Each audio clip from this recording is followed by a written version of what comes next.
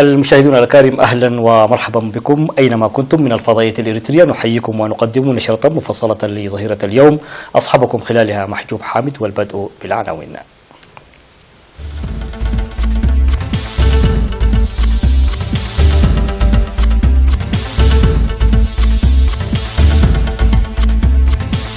الإريتريون في ألمانيا يناقشون القضايا الوطنية.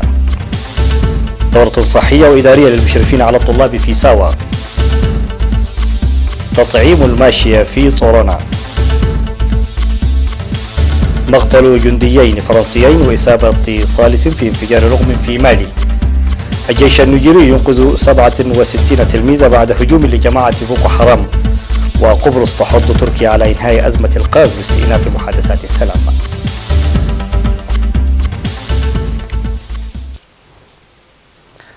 مرحبا بكم إلى تفاصيل النشرة.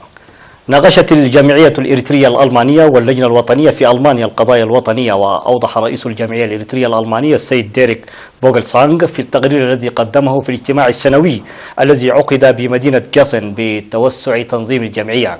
وقال مسؤول الشؤون الشعبية والدبلوماسية في سفارة إريتريا في ألمانيا السيد تخلو لباسي إن المهام التي تقوم بها الجمعية تعكس الصداقة داعية لمواصلة أنشطتها بقوة. وتكونت الجمعية الإريترية الألمانية من المهنيين الإريتريين والألمان الناشطين في مختلف المجالات، وتعمل على تقوية أنشطة الدبلوماسية الشعبية وعكس الصورة الحقيقية لإريتريا. وعقدت اللجنة الوطنية في ألمانيا سيمينارا للتنظيمات الشعبية في مدينة كولن حول المهام الآنية. وقال سكرتير اللجنة الوطنية السيد موسى أسفها إن السيمينار يعتبر مواصلة للجهود الجارية في كافة المدن الألمانية لتحقيق قوة مجتمعية إريترية قوية وموحدة. وقدم في السيمينار أوراق عمل حول مهام وهيكل اللجنة الوطنية ودور المهرجان للحفاظ على الثقافة وإنجاح برامج التصدي الوطني وإرساء الضمان القانوني.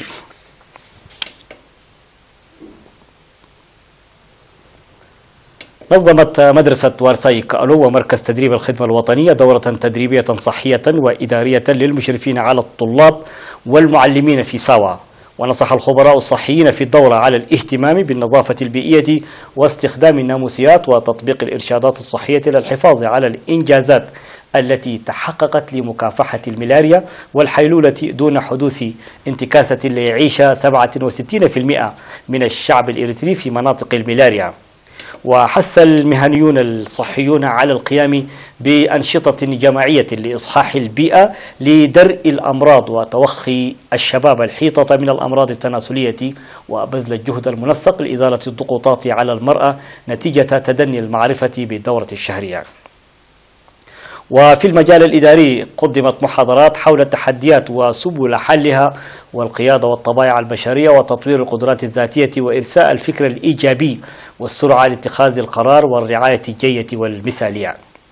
وأوضح مدير مدرسة وارساي كالو الأستاذ قليد قرماي وقائد مركز تدريب الخدمة الوطني العقيد دبساي جدي أن الدورة التدريبية ستسهم في فعالية البرامج وسيتم مواصلتها مستقبلا على مختلف المستويات.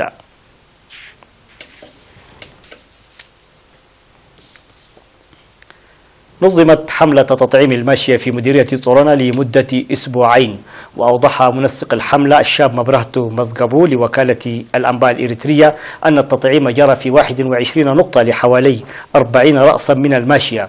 وأشاد بتعاون أصحاب الماشية لإنجاح حملة التطعيم، موضحا بأن أصحاب الماشية الذين لم تحصل ماشيتهم على خدمات التطعيم لأسباب مختلفة بإمكانهم القدوم إلى مكتب وزارة الزراعة لتطعيمها. من جانبه أوضح مسؤول مكتب وزارة الزراعة في المديرية السيد سلمون ملس أن ماشية المديرية عرضة للأمراض المتنقلة عبر الحدود، داعيا أصحاب الماشية لتطعيمها في حملات التطعيم المنتظمة وإبلاغ مكتب وزارة الزراعة عاجلا في حال ظهور أمراض حيوانية.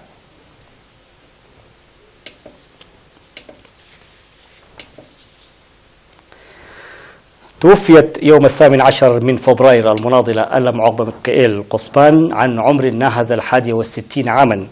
التحقت المناضلة ألم في صفوف قوات التحرير الشعبية عام 1975 وانتدبت بداية في القوات المقاتلة ومن ثم في سلاح الإشارة حتى الاستقلال، وعملت بعد الاستقلال في هيئة البريد والاتصالات والطيران المدني والخطوط الجوية الإريترية وإدارة المطار الدولي.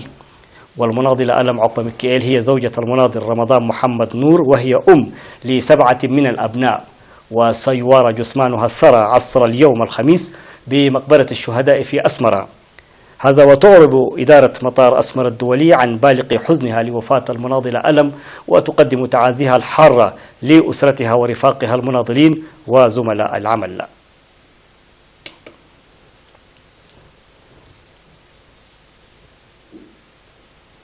فاصل قصير ونوافيكم بالأنباء العالمية، كونوا معنا.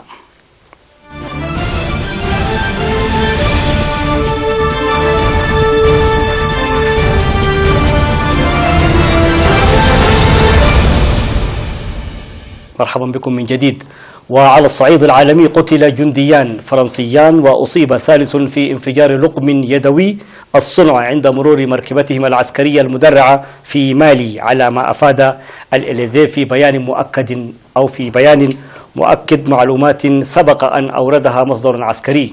وأضاف البيان أن الرئيس الفرنسي مانويل ماكرون قدم التعازي إلى عائلتهما، وحرص على الإشادة بشجاعة الجنود الفرنسيين المنتشرين في منطقة الساحل.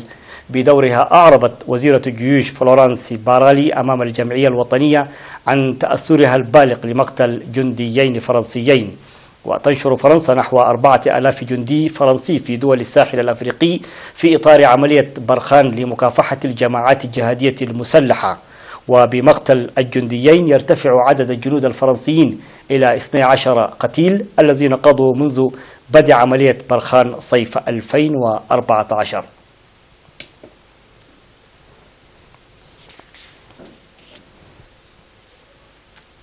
قال أولياء أمور وسكان قرية نيجيرية ومسؤول محلي في تصريحات لرويترز إن الجيش النيجيري أنقذ 76 تلميذا وعثر على جثتي تلميذتين أخريين بعد هجوم شنته جماعة بوكو حرام.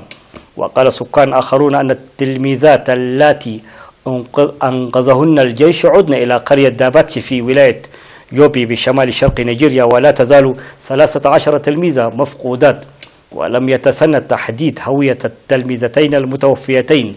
وكانت مصادر أبلغت رويترز في وقت سابق بأنه تبين إخفاء 91 تلميذة بعد نداء أسمائهن في طابور المدرسة. وعادة ما تنفي السلطات وقوع مثل هذه الحوادث أو تقلل من شأنها، بما في ذلك اختطاف أكثر من 270 تلميذة على يد جماعة بوكو حرام من بلدة شيبوك عام 2014.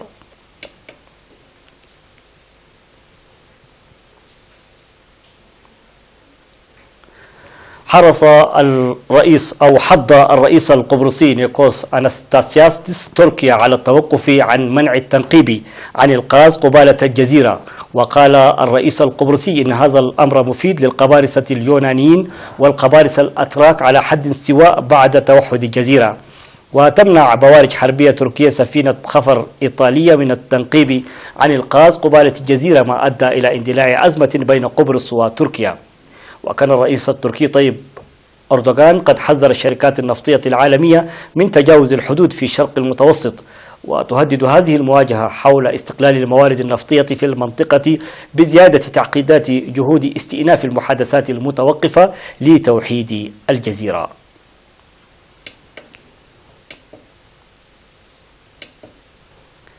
تعرضت الأسواق المرتبطة بحركة فارك المنحلة لأعمال نهب واسعة، حيث تم الحجز على أكثر من طنين من الكوكايين بشمال البلاد. وأشارت صحيفة التيمبو الكولومبية إلى استهداف أعمال النهب التي جرت في العديد من الأسواق الممتازة المرتبطة بحركة فارك بجهة توليما. وذكرت أن سكانا هاجموا أسواقا ممتازة تابعة لشركة سوير كوندي المرتبطة بفارك، مشيرة من ناحية أخرى إلى أنه تم حجز 230 مليون دولار كانت في حوزة 3 ممثلين قانونيين لهذه المقاولة. قدموا أنفسهم باعتبارهم عناصر تنتمي للحركة المنحلة، فيما فتح الادعاء تحقيقا بشأنهم. وأفادت الصحيفة إلى حجز أطنان من الكوكايين ببلدية أوريبوكا، وهي تعود لإحدى العصابات الإجرامية بإحدى المناطق القابية، حيث كان من المقرر نقلها نحو الخارج بحسب الشرطة. نختم نشرتنا بالنبأ الرياضي، ولكن بعد الفاصل كونوا معنا.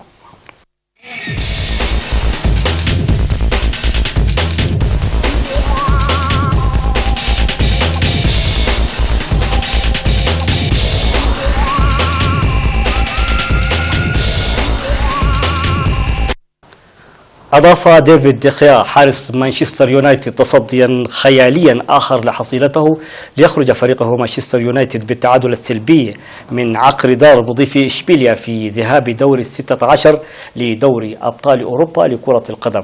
وانقذ الحارس الدولي الإسباني ضربة رأس من المهاجم الكولومبي لويس موريل لاعب أشبيليا من مسافة قريبة في نهاية الشوط الأول، وقبلها تصدى لفرصة محققة من حركة بهلوانية للمدافع الأرجنتيني غابرييل ميركادو، حيث صنع الفريق الإسباني فرصا أكثر من منافسه الذي يدربه البرتغالي جوزيف مورينو.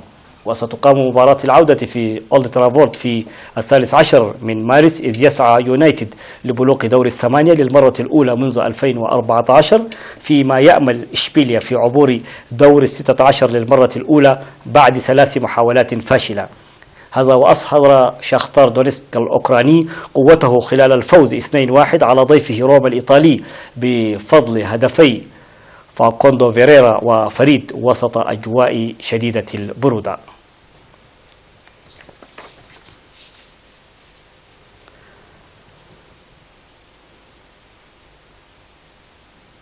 نهاية النشرة، شكرا على حسن المتابعة وإلى اللقاء.